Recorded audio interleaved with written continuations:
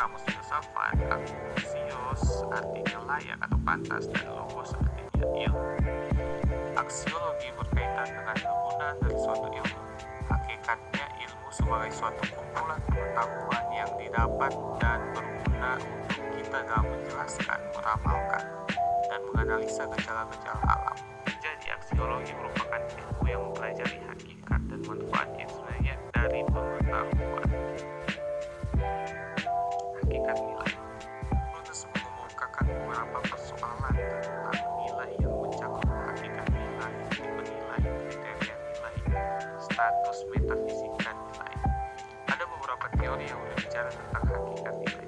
Antara lain, teori voluntarisme mengatakan nilai adalah suatu pemuasan terhadap keinginan atau kemauan. Teori hedonisme beranggapan bahwa hakikat nilai adalah kesenangan atau pleasures karena semua kegiatan manusia terarah pada pencapaian kesenangan. Teori formalisme menyatakan nilai adalah kemauan yang bijaksana yang didasarkan pada akal rasional. Berdasarkan teori ini, nilai itu berarti sudah berdasarkan pertimbangan baik dan buruknya.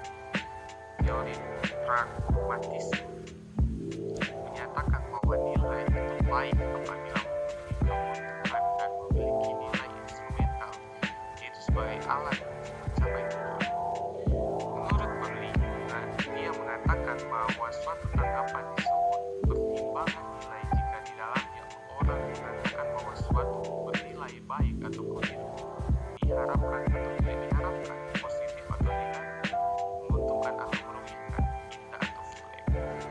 Dari beberapa teori di atas, maka dapat disimpulkan bahwa nilai adalah suatu yang berharga yang diidamkan setiap insan.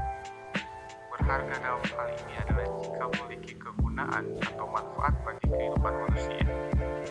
Dengan demikian, bila nilai dihubungkan dengan ilmu, maka ilmu dapat dikatakan bernilai karena menghasilkan pengetahuan yang dapat dipercaya kebenarannya, objektif yang terkaji secara kritis. Tipe nilai. Nilai memiliki beberapa tipe. Yang pertama, nilai intrinsik. Nilai intrinsik merupakan suatu nilai akhir yang menjadi tujuan yang memiliki harkat atau harga dalam dirinya. Contohnya suatu lukisan yang memancarkan keindahannya dimanapun ia diciptakan. Kedua, nilai instrumental adalah sebagai alat untuk mencapai nilai. Sebagai contoh, sholat 5 waktu yang dikerjakan setiap hari.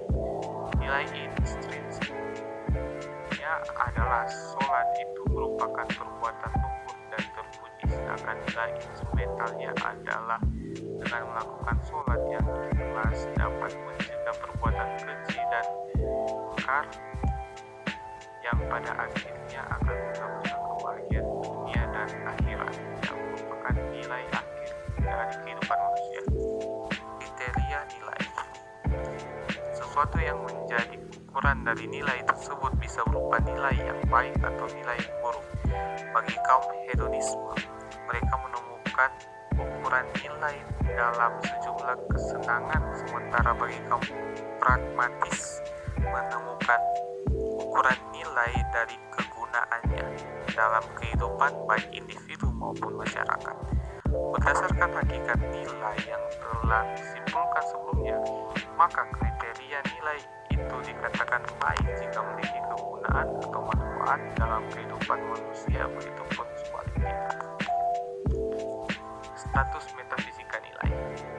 Yang dimaksud dengan status metafisika nilai adalah bagaimana hubungan nilai tersebut dengan realitas. Menurut Lunas, dia mengemukakan 3 jawabannya. Objektivisme adalah nilai itu berdiri sendiri namun bergantung dan berhubungan dengan pengalaman manusia. Secara objektivisme logis, nilai itu sesuatu wujud, suatu kehidupan yang logis, tidak terkait pada kehidupan yang dikenalnya. Secara objektivisme metafisika, nilai adalah suatu yang lengkap bersikap objektif dan merupakan bagian aktif dari realitas metafisik. Karakteristik nilai. Ada beberapa karakteristik yang berkaitan dengan teori nilai, yaitu nilai objektif dan subjektif, nilai absolut dan berubah. Nilai objektif dan subjektif. Suatu nilai dikatakan objektif apabila nilai tersebut memiliki kebenarannya tanpa memperhatikan pemilihan dan penilaian manusia. Nilai subjektif apabila nilai tersebut memiliki preferensi abadi, dikatakan baik karena dinilai seseorang. Nilai absolut dan berubah. Nilai dikatakan absolut atau abadi apabila nilai yang berlaku sekarang sudah berlaku sejak masa lampau dan akan berlaku serta absah sepanjang masa serta akan berlaku pada siapapun tanpa memperhatikan ras dan kelas sosial. Contohnya nilai kasih sayang Allah Maha Pengampun. Nilai dikatakan berubah apabila tergantung dari pengalaman seseorang dan diuji oleh pengalaman dalam kehidupan masyarakat. Mungkin juga sebagai hasil kreasi akal rasional atau suatu kepercayaan yang kuat sesuai dengan harapan dan keinginan manusia. Sebagai contohnya adalah teknologi. Tingkatan nilai. Beberapa pandangan yang berkaitan dengan tingkatan nilai. Pertama, kaum idealis. Nilai spiritual merupakan tingkat yang lebih tinggi dari material. Dua, kaum reali. Nilai rasional dan empiris berada pada tingkat atas. Tiga, kaum pragmatis. Tidak ada kepastian dalam tingkatan nilai, karena menurut kaum ini apabila bisa memuaskan kebutuhan yang penting dan memiliki nilai instrumental, maka hal tersebut berada pada tingkat atas. Jenis-jenis nilai. Etika. Istilah etika berasal dari kata ethos, bahasa Yunani yang berarti adat, kebiasaan. Menurut Sudarsono, etika adalah ilmu yang membahas perbuatan baik dan perbuatan buruk manusia sejauh yang dapat dipahami manusia. Nilai-nilai luhur dalam etika yang bersifat universal antara lain kejujuran, kebaikan, kebenaran, rasa malu, kesucian diri, kasih sayang, hemat, dan sederhana. Objek formal etika adalah norma-norma kesusilaan atau nilai-nilai kesusilaan manusia, sementara objek materialnya adalah tingkah laku dan perbuatan manusia yang dilakukan secara sadar, sehingga dapat dikatakan bahwa etika mempelajari tingkah laku manusia ditinjau dari segi baik dan tidak baik dalam suatu kondisi normatif, yaitu suatu kondisi yang melibatkan norma-norma. Kedua, estetika. Estetika adalah mempelajari pola cita rasa yang dinilai indah atau estetis dan jelek. Menurut Sadulo, ia berpendapat bahwa estetika adalah nilai-nilai yang berkaitan dengan kreasi seni dan pengalaman-pengalaman kita yang berhubungan dengan seni.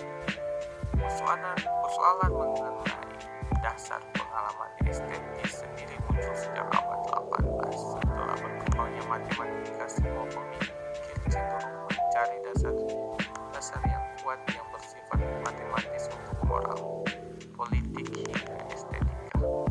Pada abad pertengahan, pengalaman keindahan dikaitkan dengan pengalaman religi, yaitu kebesaran alam ciptaan Tuhan.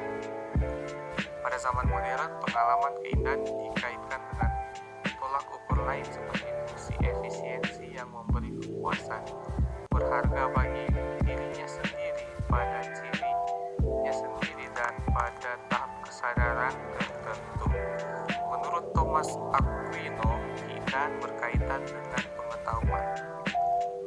Sesuatu bersifat indah jika menyenangkan mata si pengamat. Namun di samping itu terdapat penekanan pada pengetahuan bahwa pengalaman keindahan akan bergantung pada pengalaman empirik dari pengamat. Pertimbangan estetika dari pengolahan rupa setidaknya dapat ditekan melalui pemahaman karya sebagai objek estetik, pemahaman terhadap manusia sebagai subjek yang mengamati atau menciptakan karya estetik.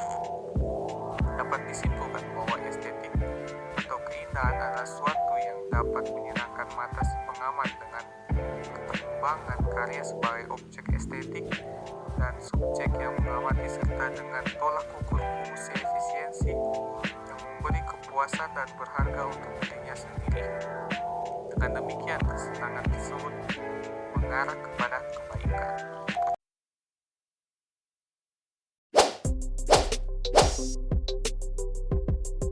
Sosial merupakan suatu konsep abstrak pada diri manusia mengenai apa yang dianggap baik atau buruk, benar atau salah. Arti nilai sosial pada dasarnya nilai sosial adalah suatu perilaku atau tindakan individu yang dianggap baik oleh kebanyakan masyarakat.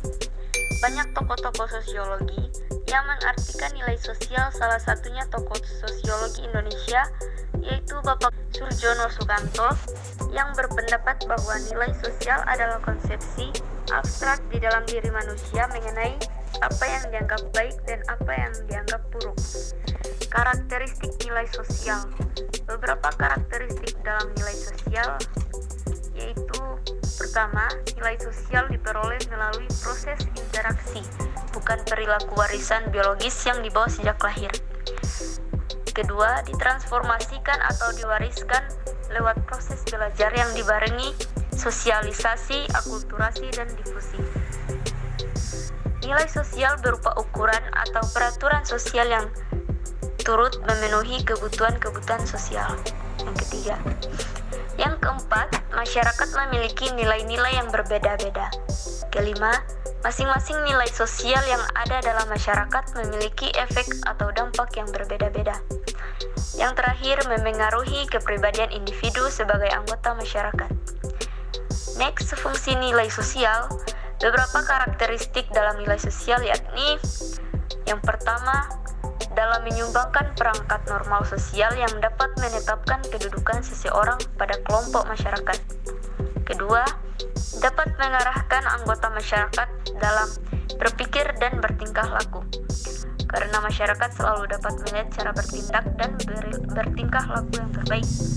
Yang ketiga, nilai sosial merupakan penentu akhir bagi manusia dalam memenuhi peranan-peranan sosialnya. Yang keempat, sebagai solidaritas di kalangan anggota kelompok atau masyarakat. Yang kelima, sebagai alat pengawas atau kontrol perilaku manusia. Adapun macam-macam nilai sosial yaitu nilai material, nilai vital, dan nilai rohani. Sekian, terima kasih.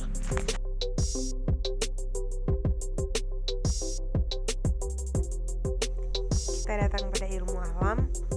Pengertian ilmu alam yang dalam bahasa Inggris disebut dengan istilah natural science atau ilmu pengetahuan alam adalah istilah yang digunakan yang merujuk pada rimbun ilmu di mana objeknya adalah benda-benda alam dengan hukum-hukum yang pasti dan umum berlaku kapanpun, dimanapun.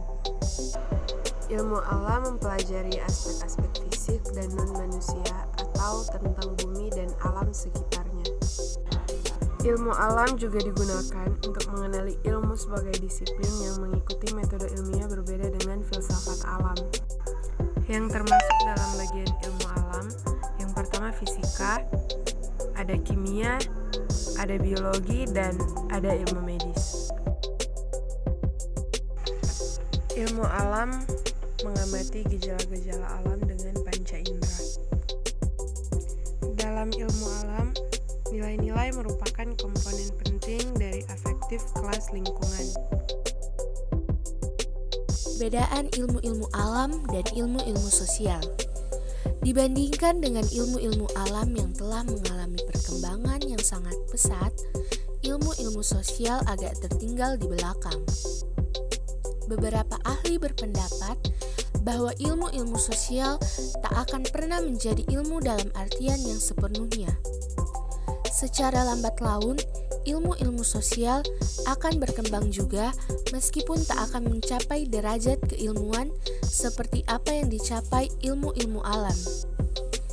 terdapat beberapa kesulitan untuk merealisasikan beberapa sifat dari objek yang diteliti ilmu-ilmu sosial. Seperti yang kita ketahui, ilmu-ilmu sosial mempelajari tentang tingkah laku manusia.